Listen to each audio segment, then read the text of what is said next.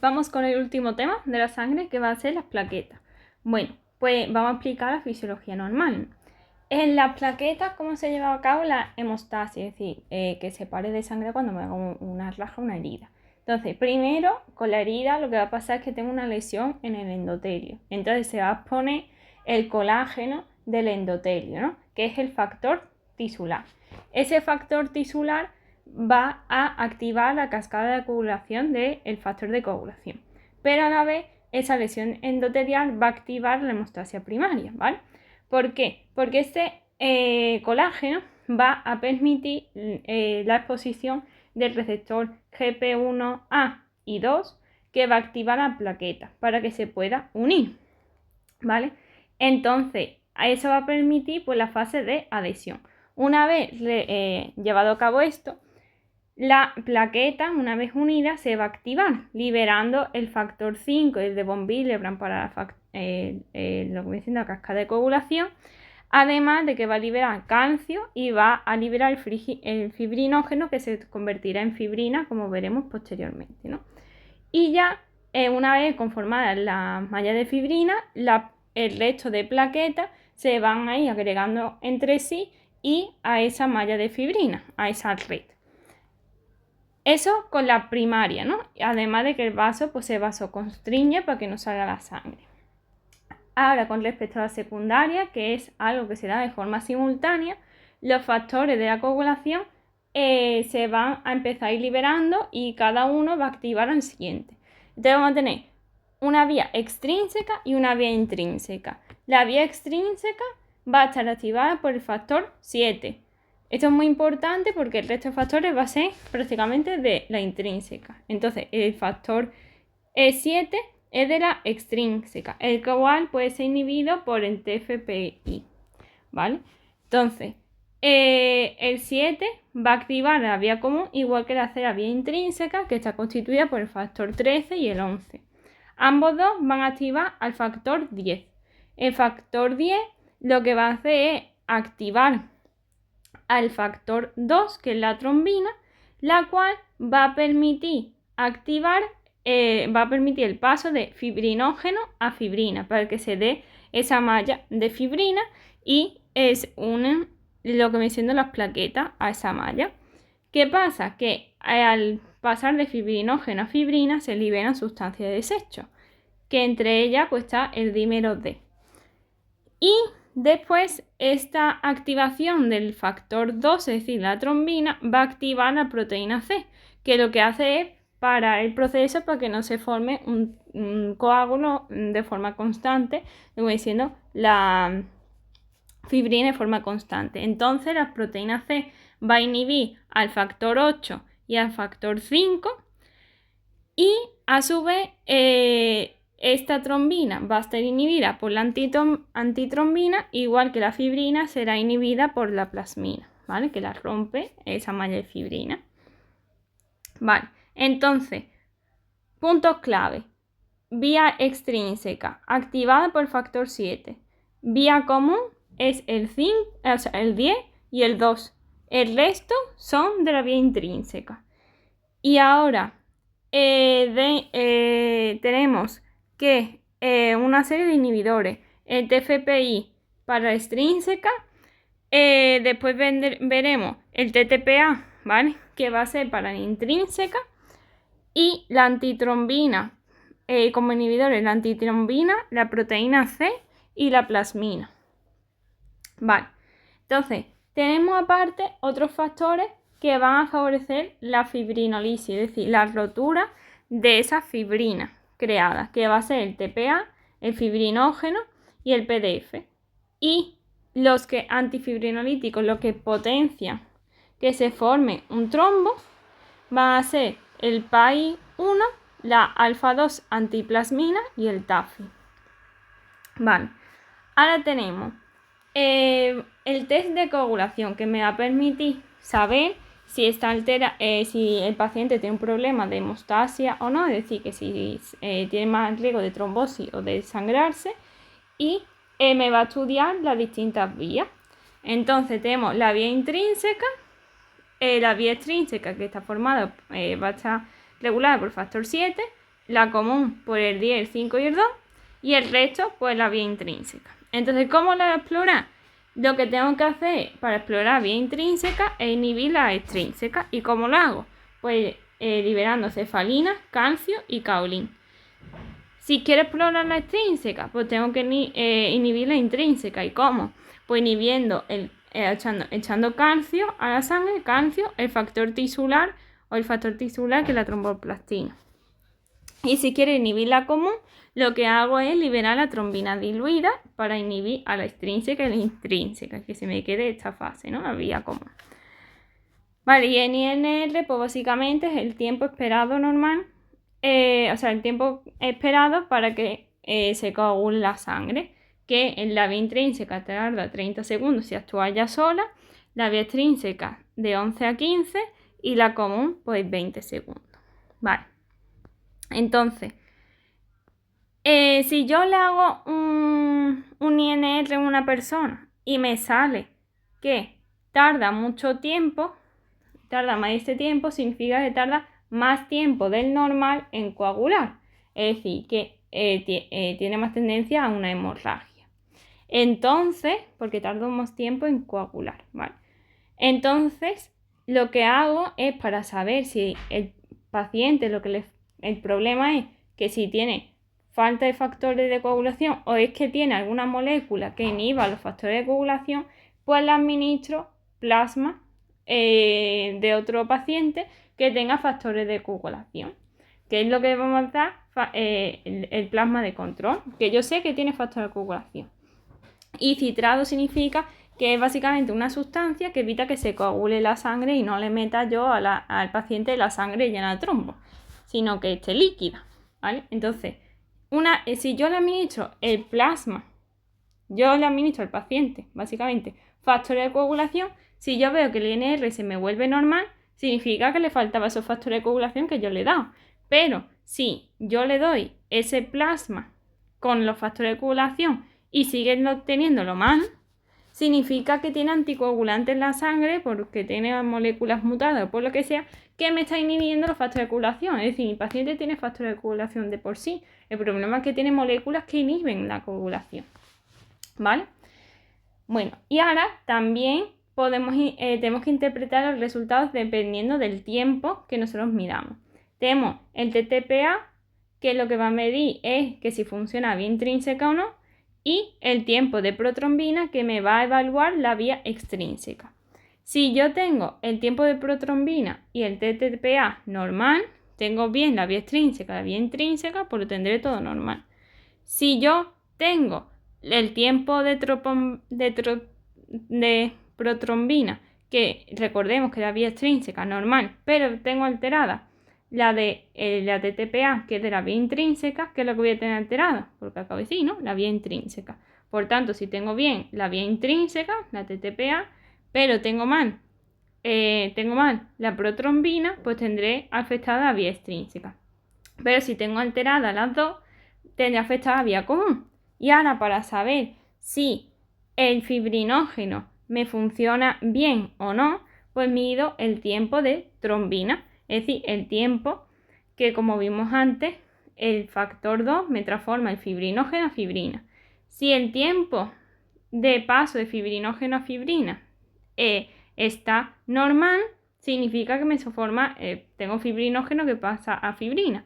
Pero si está anormal, el fibrinógeno es que no tengo o que está alterado y no pasa a fibrina, y entonces es por eso que mi paciente no coagula. Está afectada a vía común, pero por el fibrinógeno. Y en este caso está afectada a vía común pues, por el factor 10 o por el factor 2. ¿Vale? Muy bien. Pues entonces, vamos a ver los distintos tipos de hemorragia. Tenemos la hemorragia primaria y la secundaria. La primaria, recordemos que o bien una alteración del vaso sanguíneo o la plaqueta. Entonces, ¿qué síntomas vamos a ver? Pues vamos a ver un sangrado pues pequeño, localizado a nivel superficial, en mucosas o piel, y van a ser PT, quiere decir pequeños puntitos, y la hemorragia se vaya inmediatamente que yo me dé el golpe. Entonces, ¿qué vamos a tener? Bueno, mientras que en la secundaria, con los factores de coagulación, ese sangrado va a ser más profundo, es decir, no va a estar superficial la piel, vamos a ver hemartro, sangre en lo que viene siendo las articulaciones, no se ven petequias porque no a nivel superficial y ese sangrado me doy el golpe y aparece dentro de un tiempo, es decir, es tardío. Entonces, en la hemorragia primaria en la que se ve alterados los vasos sanguíneos, que son la angiopatía, ¿por qué puede estar causada? Por falta de vitamina B12, el escorbuto, o bien por una enfermedad genética que es el Lendu-Osler-Weber, en el que me falta la endoglobina, que está alterada, la cual es un componente del endotelio. Entonces, si la tengo afectada, el endotelio no se crea correctamente y se me ha formado una telangiectasia en la que el endotelio, vamos a decir que está deforme y está más dilatado de la cuenta del vaso sanguíneo. Entonces, tiene mayor riesgo de que se rompa y forme púrpuras y petequias, es decir, hemorragia está más pequeña y esto es más grande. Vale, entonces ahora, eso con respecto al vaso sanguíneo. Pero también podemos tener alteradas las plaquetas. Si el número de si yo tengo una hemorragia o lo que sea y el número de plaquetas está disminuido, es que pues tengo una trombocitopenia. Entonces tengo que descartar primero que esa falta de plaquetas no sea porque tienen un exceso de líquido por transfusiones o porque le estoy poniendo suero salino al paciente. Y también tendré que descartar que tengo un hiperesplenismo, como vimos en el anterior tema, y el vaso esté destruyendo a todas las plaquetas y a todas las cosas que lleguen. Si una vez descartado estas dos cosas, pues me plantearé que de verdad tengo un déficit de plaquetas. Entonces lo que voy a hacer es una extensión de sangre periférica, es decir, voy a mirar la muestra de sangre en el microscopio. Y ahora, si el número de plaquetas es normal, es una pseudotrombopenia, en el que el número de plaquetas es normal, lo que pasa es que están agrupadas entre sí y por eso, es decir, están las plaquetas, pero en vez de estar así, están todas agolpadas aquí. Entonces la máquina, al leer puntitos, pues lee 1 cuando en realidad son 10, ¿vale? Porque están todos juntos. Entonces tengo eso, pero como yo lo he extendido, estoy viendo al microscopio, pues veo que es que el punto que reconoce la máquina es que es un conjunto de 10 plaquetas y por eso cuenta menos de la cuenta, no es que falte. Vale. Pero si yo evidencio de verdad que hay poco, pues entonces lo que voy a hacer es hacer una biopsia de la médula ósea para ver si hay megacariocitos o no, que son los precursores de las plaquetas. Entonces, si están disminuidos, significa que no tengo las células precursoras a la médula ósea. Entonces el problema está en la fábrica. Y entonces, si yo tengo poca función en la fábrica, puede ser o que estén disminuyendo solamente las plaquetas, entonces puede ser virus o alcohol que estén afectando solamente a los megacariocitos, los precursores de las plaquetas, o puede ser una pancitopenia en la que me faltan todos los precursores de la sangre. Es decir, que tenga una aplasia medular o que tenga falta de vitamina B12 o que tenga un síndrome mieloproliferativo que recordemos que al principio liberan muchas células sanguíneas de la línea mieloide, pero después se cansa la médula ósea, se agota y pasamos a una pancitopenia en la que deja de liberar más células sanguíneas porque se ha quedado sin precursores y sin moléculas madre, sin células madre. Pero si lo veo aumentado, lo que me dicen los megacariocitos, será que es porque, vale, la fábrica produce, el problema es que se me consume más de la cuenta. ¿Y por qué puede ser? Puede ser por un trastorno autoinmune que me destruyan por las plaquetas, por fármacos, una púrpura trombocitopénica o lo que sea. Puede ser por una infección que me conlleve una sepsis y se vea dañado, pues el bazo, que se me va dañado la médula ósea, etc. O por microangiopatías, es decir, que el vaso sanguíneo esté alterado y lo que ocurra pues sea una coagulación intravascular diseminada, una púrpura trombocitopénica trombótica, un síndrome hemolítico urémico, que ahora veremos qué es lo que es, y lo que va a hacer pues es consumir básicamente las plaquetas, ¿no? Entonces pues me estoy quedando sin ninguna. Pero también puede ser que el número de plaquetas sea normal. El problema es que la plaqueta es anormal. Es decir, tiene un problema, un defecto a la hora de ser creada, es anormal, tiene un fallo. El número está bien, pero son anormales. Entonces puede ser por una causa congénita, que tenemos la enfermedad de von Willebrand, la trombonemia de Glanz o el síndrome de Bernard-Schouler, en el que la plaqueta pues tiene estos, dependiendo de cuál haya afectado, pues tiene uno de estos receptores pues dañado. O bien puede ser adquirida porque tenga un fármaco o tenga una insuficiencia renal crónica o hepática que me dañe a las plaquetas y me salgan plaquetas anormales. Ahora sí sé hablar. Madre mía. Total, vale. Que entonces tenemos la primaria, que puede ser alterada los vasos sanguíneos o las plaquetas. Pero también puede ser que estén alterados los factores de coagulación.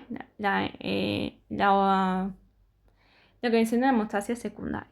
Entonces, los factores de coagulación pueden estar alterados porque haya una falta de coagulación o porque hay una hiperfibrinolisis, es decir, que la cascada está bien, el problema es que se me rompe la malla de fibrina, ¿vale? Entonces, si se va a alterar la cascada de coagulación, puede ser por una causa genética, por ejemplo, una hemofilia que está en el factor X, o sea, está en el cromosoma X, lo que pasa es que no se sintetiza el factor 7, o bien en la enfermedad de von Willebrand, en la que pues que está regulada genéticamente por el cromosoma 12 y lo que pasa es que está alterado el factor de von Willebrand.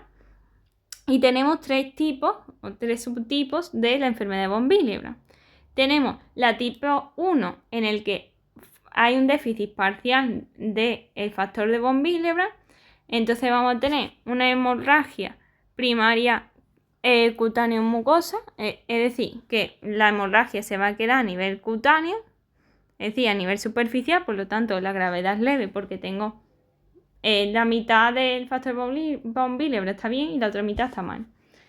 Puedo tener la de tipo 2, en la que el número está bien, pero está alterado el factor de von Willebrand por un trastorno autoinmune, por una valvulopatía que me lo rompa o por síndrome mieloproliferativo, ¿no? Entonces esta gravedad pues va a ser moderada. Pero podemos tener el de tipo 3 en el que todos los factores von Willebrand están malos. No tengo ninguno bueno. Entonces va a dar lugar a hemorragias secundarias graves, que hemos dicho que eran más profundas, y se va a dar lugar al hemartro y vamos a ver aumentada TTPA1, es decir, lo que viene siendo pues la vía intrínseca es la que está afectada. Y esta es la de mayor gravedad, el tipo de mayor gravedad. La causa de esos factores de coagulación disminuida también puede ser adquirida, de genética adquirida por otra causa, por una cirrosis, una insuficiencia hepática, porque el hígado es el que crea los factores de coagulación, porque toma anticoagulantes la persona, por que yo transfiera plasma a hemofílico y entonces el plasma de otro paciente, como es extraño para el individuo, pues que crea anticuerpos contra las plaquetas que le estoy administrando y entonces al final me das plaquetas, pero mi policía los detectan como raro porque no es mío, los mata.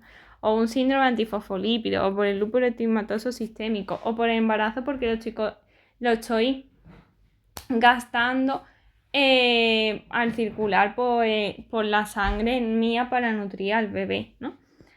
Pero también puede ser por una hiperfibrinolisis que hemos dicho, por la rotura de esa malla de fibrina que hemos creado. Puede ser por una causa genética, por la falta de alfa-2 antitricina o el PAI-1, que recordemos que eran uno de los factores que favorecían la formación de trombos, por lo tanto, si lo tengo disminuido, no se va a tirar hacia formación de trombos, sino que se va a promover aún más esa hemorragia. O puede ser adquirida, que puede ser por la liberación del TPA, que recordemos que rompía la malla de fibrina por una cirugía, tras una cirugía del páncreas o de la próstata, o que tenga una hepatopatía, un problema en el hígado, que pues como decimos, forman los factores de coagulación, entre ellos pues los factores antifibrinolíticos, ¿no? Bueno, profibrinolíticos más bien. O puede ser por una coagulación intravascular diseminada. ¿En qué consiste esto? Pues la coagulación intravascular diseminada, pues básicamente es que se produce una lesión endotelial, ¿vale? Que se llama noxa, una lesión. Entonces, al lesionarse por endotoxina de una bacteria, por un tumor, por una eclampsia que aumenta la tensión arterial durante el embarazo o por una embolia amniótica que llega pues, por una hemorragia placentaria, por ejemplo, el lanugo del bebé pasa a la circulación de la madre y entonces rompe el endotelio, exponiendo así el factor tisular del endotelio, hará que se active la cascada de coagulación, pero el problema en la coagulación intravascular diseminada es que no funciona la proteína C ni la proteína S, que recordemos que inhibía al factor 5, al 5 y al 7, tenía razón. Entonces, ¿qué va a pasar? Que se activa constantemente el factor 5 y el factor 7 y entonces se activa constantemente la cascada de coagulación sin parar. Entonces lo que va a hacer es que se me gasten todos los factores de coagulación, a la vez de que estoy formando constantemente fibrina a partir de fibrinógeno, acumulándose así las sustancias de desecho que se producen, como era el dímero D. Entonces, ¿cómo lo voy a diagnosticar? Pues voy a tener una falta de fibrinógeno porque se me está consumiendo pasando a fibrina. Voy a ver la acumulación de los productos de desecho, entre ellos el dímero D. Voy a ver un déficit de plaqueta porque se me está consumiendo. Los factores de coagulación se me están consumiendo todos, por tanto voy a tener aumentado todos los tiempos de coagulación y voy a ver que se me está formando constantemente esa malla de fibrina, siendo, como decía el profesor, como una guillotina para los glóbulos rojos que intentan pasar por aquí y se rompen, se quedan así como chuecos. Y a estos con glóbulos rojos deformes pues se denomina esquiciocitos. Por lo tanto, se va a dar lugar a un síndrome anémico y vamos a ver pues cómo se rompen, liberan hemoglobina a la sangre. Entonces va a disminuir la aptoglobulina, que era la que se unía a la hemoglobina cuando se encuentra libre en la sangre, está sola, entonces se empieza a consumir. Vamos a ver el aumento del LDH y de la bilirrubina indirecta sin coluria y sin acolia, ¿no? Vale. Y ya llegamos al final, que va a ser la diátesis hemorrágica. Las diátesis hemorrágicas pues son sangrados, pero que se ven acompañados de trombos, ¿vale? La causa es que la sangre va más lento o que hay un flujo turbulento o que hay un daño en el endotelio, entonces se activa lo que viene siendo la cascada de coagulación y se favorece pues básicamente la formación de trombos. Y ocurre principalmente en las venas más que en las arterias, porque en las venas con donde va la sangre más lentamente y se tiende a depositar, ¿no? Ahí más lento. Entonces distinguimos varios tipos. Tenemos la arteriosclerosis, en la que pues se forma una placa de colesterol haciendo una placa de ateroma, en la cual se puede romper dando lugar a una hemorragia, diátesis, pero también se puede soltar una pequeña parte formando un émbolo, un trombo, que se acumule en otro, que se vaya a un vaso de menor calibre y dé lugar a un infarto. También puede ser una hiperhomocisteinemia por falta de vitamina B12 o de ácido fólico, dando lugar a una anemia megaloblástica, pero también puede lesionar al endotelio y inhibirse la proteína CS. Por tanto, constantemente no se va a inhibir al factor 7 ni al 5 y por tanto se va a activar constantemente la cascada de coagulación, formándose trombo y gastándose todos los factores de coagulación, y cuando se gasten pues da lugar a una hemorragia. Primero trombo y después hemorragia. También puede ser un síndrome antifosfolípido que se daba, aunque está relacionado con el lúpulo eritematoso sistémico, en el que pues se va a alterar tanto la hemostasia primaria como la secundaria. El diagnóstico el importante dato es que vamos a ver el TDC positivo porque un trastorno autoinmune y constantes abortos y trombosis de repetición porque se tiende por el síndrome antifosfolípido, en el que destruye los fosfolípidos de la célula. Entonces se me va a romper los fosfolípidos de endotelio de los capilares, exponiendo ese factor tisular y por lo tanto favoreciendo, primero rompiendo el este, dando lugar a una hemorragia, y por otro lado favoreciendo los trombos, la formación de trombos, y activando cascada de coagulación al exponer el factor tisular del endotelio. Y por otro lado tenemos la microangiopatía trombótica, en el que distinguimos dos tipos. El síndrome hemolítico urémico, que se da en los niños chicos, que se ve infectado por el Escherichia coli, en la que se va, por la toxina chiga, en la que se lesiona el endotelio, formando entonces, dando lugar a hemorragia y favoreciendo la formación de trombos. Y por otro lado tenemos la púrpura trombocitopénica trombótica, en la que esa se da en adultos y lo que pasa es que le falta el factor 13 de la coagulación. Entonces, si te das te rompes un vasito, lo que va a pasar es que se va a activar constantemente esa cascada de coagulación porque este factor no está y por tanto no se puede inhibir al factor de von Willebrand, activándose constantemente la cascada de coagulación, dándose lugar entonces a mayor depósito de la activación de fibrinógeno pasando a fibrina y hasta que al final pues se gaste todo el factor de coagulación y se dé lugar a una hemorragia. Entonces va a haber confusión, convulsiones, fiebre. Vamos a ver los quistocitos por esa malla de fibrina que hemos dicho que se libera de forma constante, y el TTPA y el TP pues normal.